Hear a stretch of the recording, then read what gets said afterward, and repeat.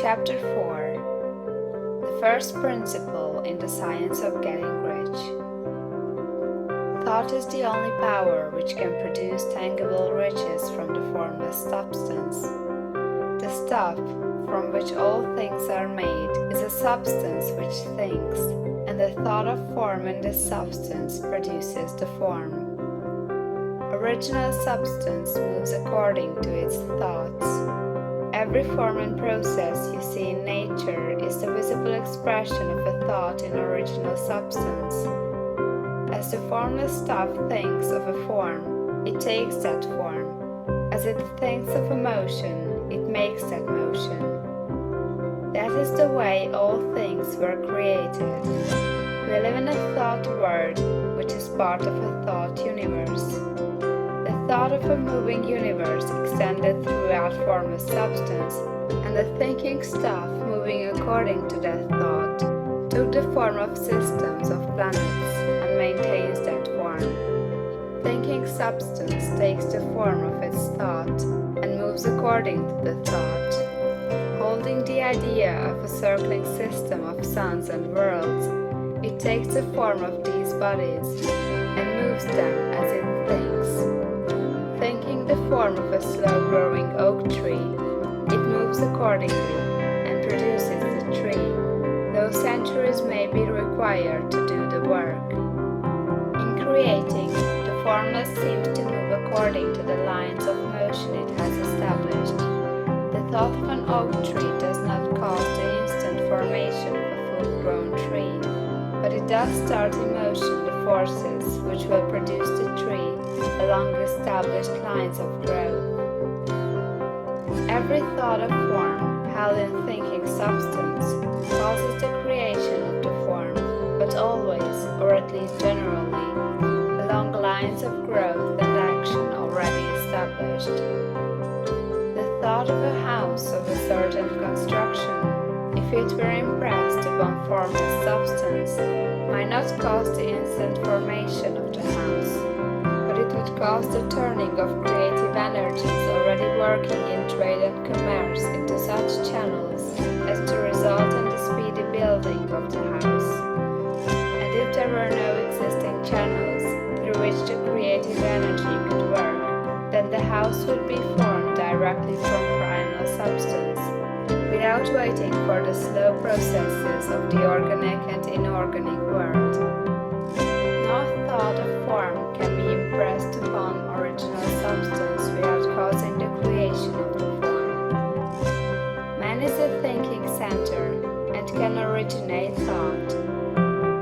All the forms that man fashions with his hands must first exist in his thought. He cannot shape a thing until he has thought that thing. And so far man has confined his efforts wholly to the work of his hands.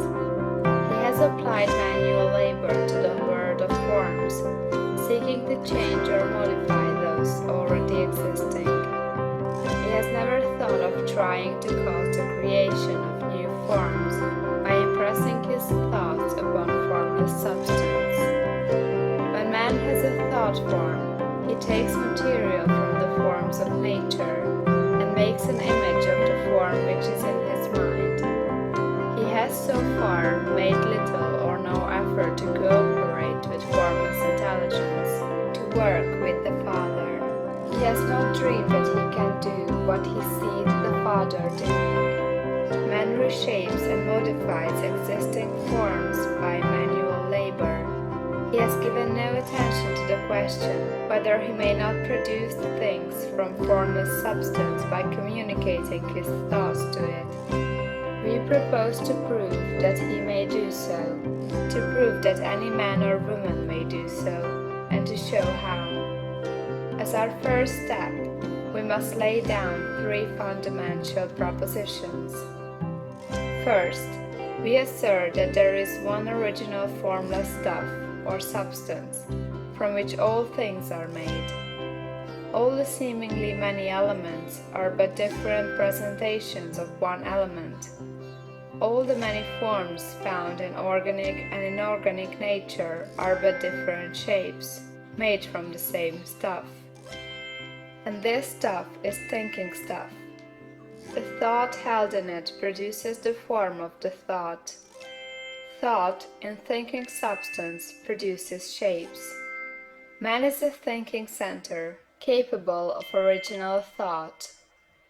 If man can communicate his thought to original thinking substance, he can cause the creation or formation of the thing he thinks about. To summarize this, there is a thinking stuff from which all things are made, and which, in its original state, permeates, penetrates, and fills the interspaces of the universe. A thought in this substance produces the thing that is imaged by the thought. Man can form things in his thought, and by impressing his thought upon formless substance, can cause the thing he thinks about to be created. It may be asked if I can prove these statements, and without going into details, I answer that I can do so, both by logic and experience. Reasoning back from the phenomena of form and thought, I come to one original thinking substance, and reasoning forward from this thinking substance, I come to man's power to cause the formation of the thing he thinks about. And by experiment, I find the reasoning true, and this is my strongest proof. If one man who reads this book gets rich by doing what it tells him to do, that is evidence in support of my claim. But if every man who does what it tells him to do gets rich, that is positive proof until someone goes through the process and fails. The theory is true until the process fails, and this process will not fail, for every man who does exactly what this book tells him to do will get rich. I have said that man gets rich by doing things in a certain way, and in order to do so, man must become able to think in a certain way. A man's way of doing things is the direct result of the way he thinks about things.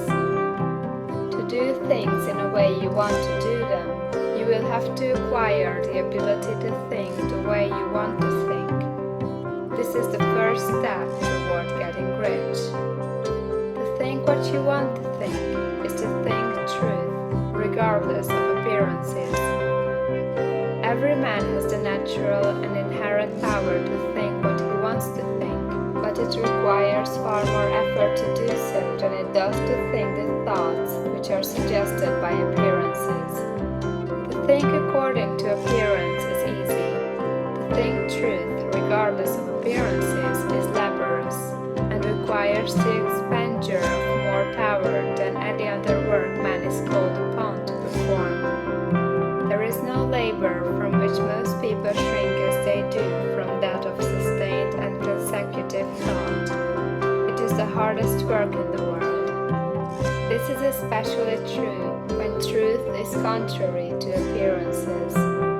Every appearance in the visible world tends to produce a corresponding form in the mind which observes it, and this can only be prevented by holding the thought of the truth. To look upon the appearance of disease will produce the form of disease in your own mind, and ultimately in your body, unless you hold the thought of the truth, which is that there is no disease, it is only an appearance, and the reality is health. To look upon the appearances of poverty will produce corresponding forms in your own mind, unless you hold to the truth that there is no poverty, there is only abundance. To think health when surrounded by the appearances of disease, or to think riches when in the midst of appearances of poverty, requires power. But he who acquires this power becomes a mastermind. He can conquer fate. He can have what he wants. This power can only be acquired by getting hold of the basic fact which is behind all appearances, and that fact is that there is one thinking substance from which and by which all things are made. Then we must grasp the truth that every thought held in this substance becomes a form, and that man can so impress his thoughts upon it as to cause them to take form and become visible things.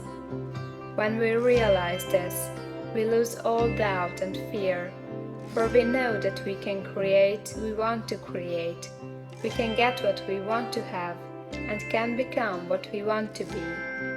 As a first step toward getting rich, you must believe the 3 fundamental statements given previously in this chapter, and in order to emphasize them, I repeat them here.